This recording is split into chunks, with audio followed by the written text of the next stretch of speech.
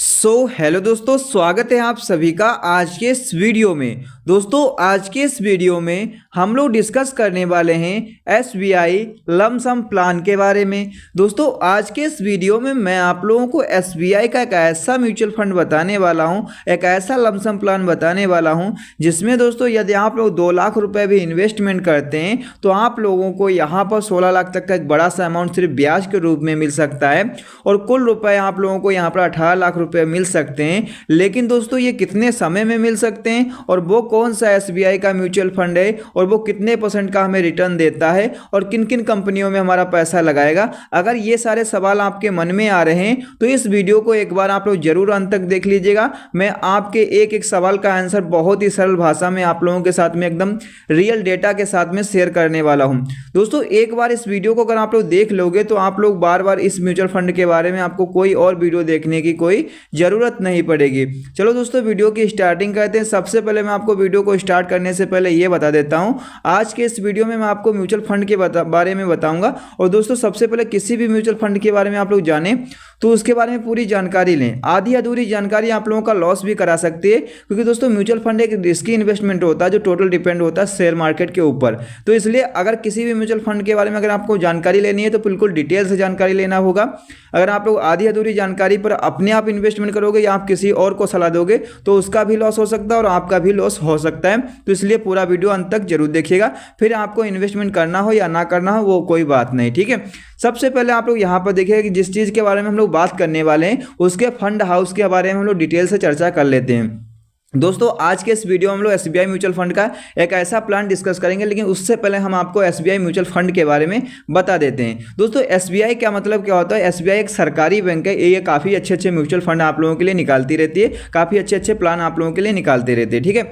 यहाँ पर सबसे पहले हम लोग म्यूचुअल फंड की बात करें रैंकिंग में टोटल एसेट्स में, तो ऑल इंडिया में नंबर 1 पर आने वाला ये म्यूचुअल फंड की कैटेगरी में एसबीआई का म्यूचुअल फंड है, ठीक है।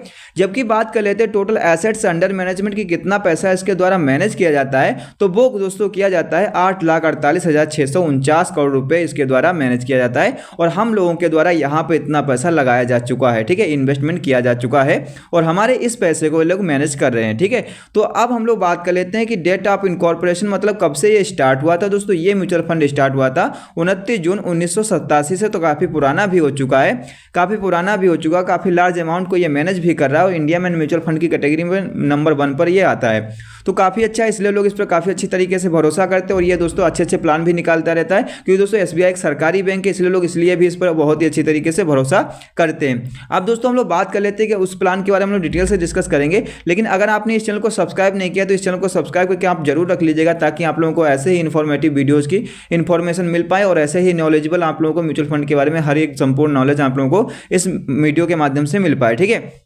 तो दोस्तों अब हम लोग बात कर लेते हैं कि वो कौन सा म्यूचुअल फंड है एसबीआई का। दोस्तों वो है SBI blue chip direct plan growth.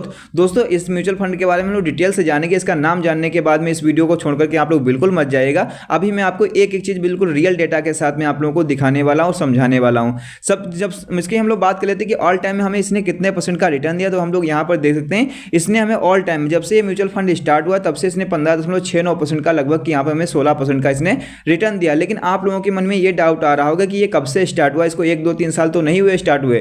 दोस्तों मैं आपको बता देता हूं ये स्टार्ट हुआ था 2013 में और इसको 2013 से अभी की बात करें तो लगभग इसको 10 साल हो चुके हैं और पिछले 10 साल में आप लोग देख सकते हैं यहाँ पर इसने 15.69% का रिटर्न दिया है। दोस्तों एफडी आरडी से कम 2 गुना ज्यादा इसका रिटर्न है, 2 से 2.5 गुना ज्यादा। और दोस्तों आप लोग देखते हैं यहाँ पर एक एक चीज मैं आपको डिटेल से डिस्कस करवाऊंगा, इसलिए वीडियो को लास्ट तक आप लोग जरूर देखते रहिएगा। इसका आप लोग ओवरऑल ग्राफ भी देख सकते हैं, ये मतलब जो म्यूचुअल फंड है वो ऑल टाइम में ग्रो ही कर रहा है। जबकि इसकी कैटेगरी की हम लोग बात करेंगे तो ये किस कैटेगरी का म्यूचुअल फंड है दोस्तों, ये है इक्विटी लार्ज कैप कैटेगरी का म्यूचुअल फंड है। जबकि हम लोग इसके रिटर्न्स की बात कर लेते हैं, फंड रिटर्न्स की बात करेंगे तो ऑल टाइम में इसने 15.6% का हमें रिटर्न दिया है। जबकि पिछले 5 साल में इसने 16.3% का रिटर्न दिया और पिछले 3 साल में इसने 19.2% का रिटर्न दिया है और पिछले 1 साल में इसने 19.7% का हमें रिटर्न दिया है। तो रिटर्न के हिसाब से भी ये क्या है, म्यूचुअल फंड ऑलरेडी मतलब क्या है ऑल टाइम में ग्रो ही कर रहा है। इधर से भी देख सकते हो और ग्राफ के हिसाब से भी आप लोग यहाँ पर देख सकते हैं, ठीक है। हर एक चीज मैं आपको डिटेल से समझाऊंगा, इसलिए वीडियो को छोड़ करके आप लोग बिल्कुल मत जाएगा, एक ही चीज को डिटेल से जानिएगा। जानने के बाद में आपको इन्वेस्टमेंट करना है या नहीं करना है वो कोई बात नहीं, लेकिन जान जरूर लीजिएगा इस चीज़ के बारे में, ठीक है।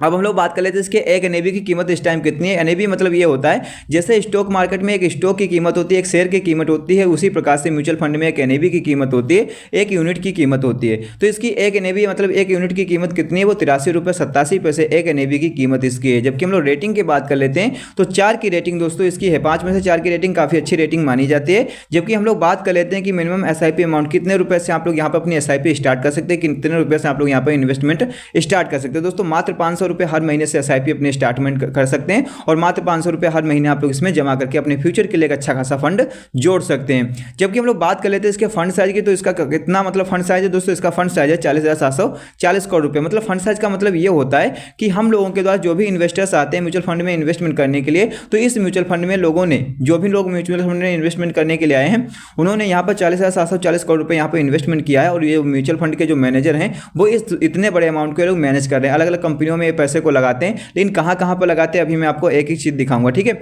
सबसे पहले आप लोग देखिएगा ये इनकी होल्डिंग्स कितनी कंपनियों में है, तो इनकी होल्डिंग्स दोस्तों है 50 कंपनियों में। इनकी होल्डिंग्स का मतलब ये होता है कि हमसे जो पैसा लोग लेंगे, हम जो इनको इनमें पैसा इन्वेस्टमेंट करेंगे, तो ये पैसा हमारा कहाँ कहाँ पर लगाएंगे दोस्तों, ये लगाएंगे 50 कंपनियों में, जिनमें से टॉप की कंपनियां आप लोग एक एक यहाँ पर देख सकते हैं। पहली HDFC बैंक लिमिटेड, दूसरी ICICI बैंक लिमिटेड है, फिर लार्सन एंड ट्यूब्रो लिमिटेड है, ITC लिमिटेड है और बजाज फाइनेंस लिमिटेड है, यहाँ पर इन्फोसिस लिमिटेड है, रिलायंस इंडस्ट्रीज लिमिटेड है और यहाँ पर पेज इंडस्ट्रीज लिमिटेड है।